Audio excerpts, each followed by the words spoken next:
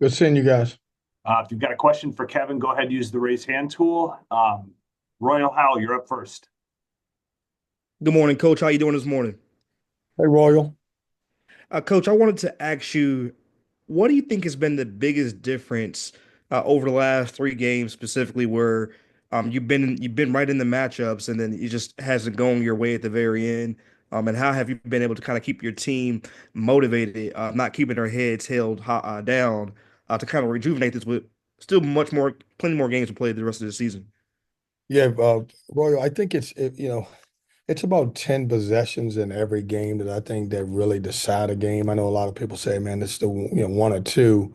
We just got to get back to winning the hustle plays. And what I mean is our guys are playing really hard, but 50-50 balls here, a bad foul here, a bad shot here, no communication a little bit on in defensive transition, and you lose a 1 point game. It's weird because some of it is that, and then honestly, some of it is we've had kind of a little bit of bad luck as far as what the balls bounced a different way and all that other stuff. And the great question about, how are we keeping our guys in it, is because they can see that, if we clean up a couple of things, then we can be on the other end of those games opposed to losing those.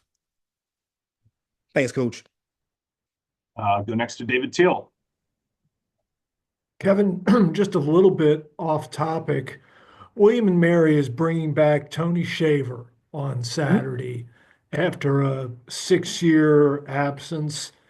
You competed against some of his best teams when you were at Wilmington. Just what were your impressions of him as a coach and his teams, the way they played? Well, first of all, I'm excited to hear that. Tony, when you think of William and Mary, Tony was there for so long, and he's done a tremendous job at William and Mary, and his teams were always good. I mean, they shared the basketball, they could really shoot the basketball, they would always spread you out. More Tony will laugh at this when I say this, but more offensively than defensively.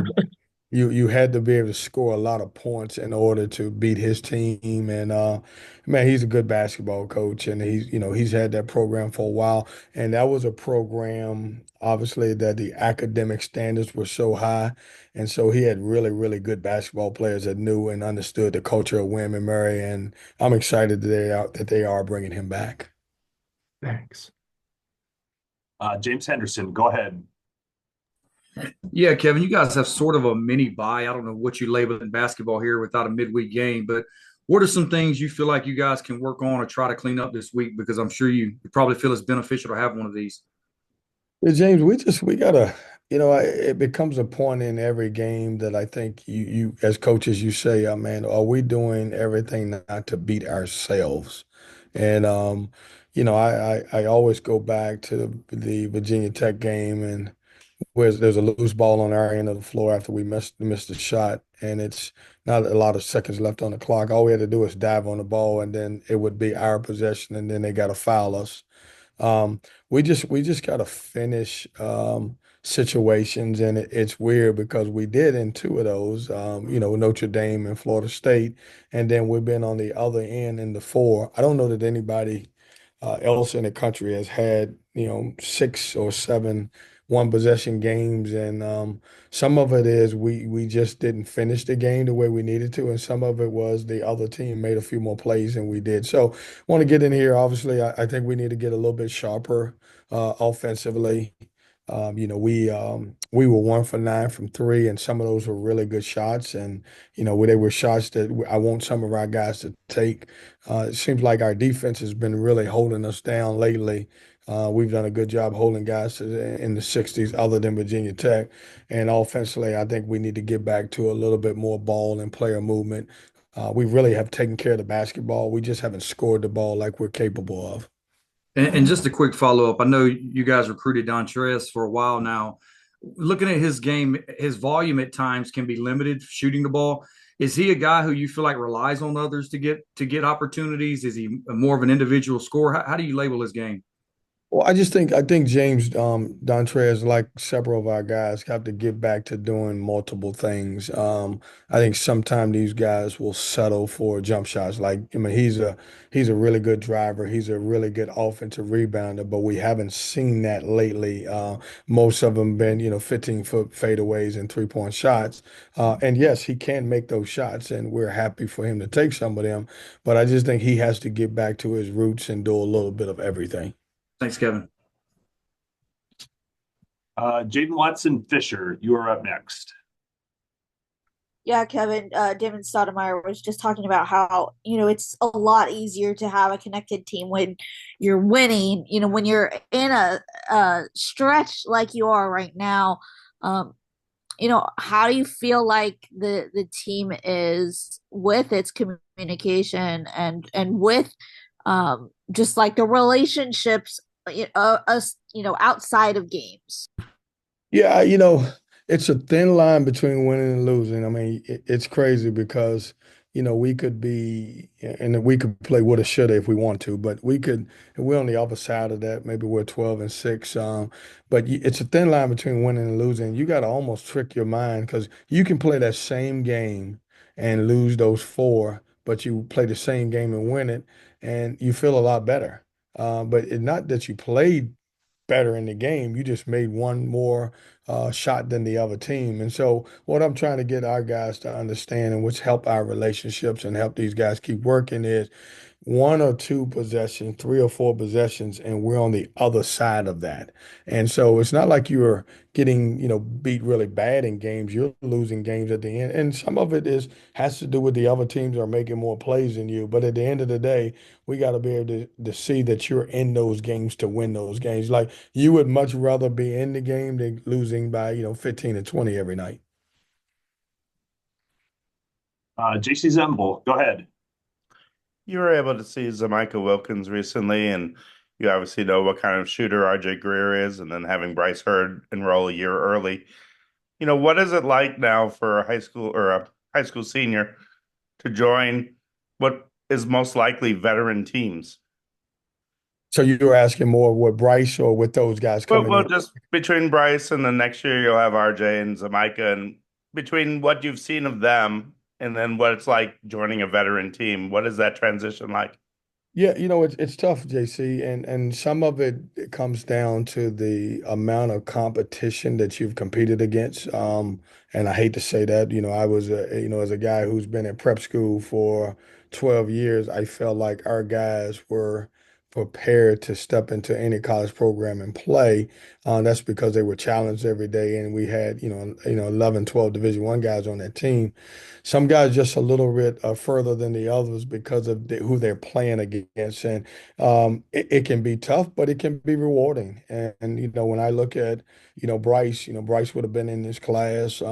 He would be having a good, very good senior year, but he's getting valuable experience playing against older guys in practice. And then, RJ and Michael both play for really good high school programs, and so I think they both will be ready to come in and contribute right away, and really excited about those guys coming here. Go to Noah Fleischman. Yeah, Kevin, multiple times this year you talk about looking for consistency from play night in, night out. Is that, a byproduct of, just having a team with so many new faces, especially using the portal, or is it just something that is just different about this team than you've had in the past? Well, it's everybody on our team, Noah, is in a complete different position than they were last year. You really look at it, at the end of the year, we returned one starter, and both Ben and JT, played a 6 or 7 man role. And so we're asking those guys to be in a different position. Even Michael at times we're asking him to score. And then you get down to Breon Pass and Dennis Parker, who Dennis was out at the end, but Breon played a limited role for us too. And then you add 8 new guys. And so really it's one of those things. We're one of the teams in our league that is not returning a lot of folks. And it's really showing with us. Chemistry is hasn't been great. I think we've got a little bit more defensive chemistry than we do offensively. But I'm looking for consistency. Like I need guys like Ben and Brandon and Dontrez to get back to rebounding the basketball. I told them after practice today, and I think I was right when I say this. I think Marcus Hill is leading us in rebounding in ACC play, and that shouldn't happen. And that's nothing. That's not a knock against Marcus. It's just we have to get guys, back to playing a bigger role and doing their jobs. And by doing their jobs, they will really help us win games. And then just to follow up, you talk about, you lost a lot from last year's team, came in with a lot of guys their first year in the program. It stands to kind of look similar going into next year. Is that something that might change the way you look to build a team moving forward? Just try not to lose as many guys in the same year? I don't think we got any control over that, Noah. It's, if you can retain some of your players, that's great. But, certainly that's not all on decision that's going to be made just on the coaches. It's more of a group decision and family decision with players and all that other stuff. In a perfect world, yes, I would like some of that, but I can't say that that's going to happen. And, it's probably one of those things that you're going to, every year in college basketball, you're going to have at least 6, 7. For me, it's been tough because I haven't been able to return my leading score for about 7 years. And so you hope at one point you can maybe do that. Last question will come from JC Zemble. The last few years, you've learned how to integrate DJ Burns with the guards. This year, Brandon Huntley Hatfield with the guards. Moving forward, Michael Wilkins can score on the block. What is that transition, or what is that feeling out process like for the guards to trust the bigs understanding that if they work hard, they get the ball? It was a tough transition last year because we were on our guards really, really bad because DJ Burns wasn't doing a great job in ball screen coverage. So it took them a while to trust that they're going to throw him the ball offensively. I just think it comes through playing. It comes to, hey, understanding that you really need your teammate to be successful. Last year, JC, we had such a dynamic score and DJ Horn, and then DJ Burns was a second point guard on the floor. With these guys, it's more, hey, we need each other. We need a Brandon, we need a Ben, we need a JT, but we need them all to play together on a given night to give us the opportunity to win. This is one bunch where you don't have the guy that can go off for 20 every night. And so we need each other to be able to play. And so trying to get all those guys, we're a group that needs to have inside baskets, and we're also a group that needs some outside scoring also. And so we need to score in multiple ways. Kevin, thank you.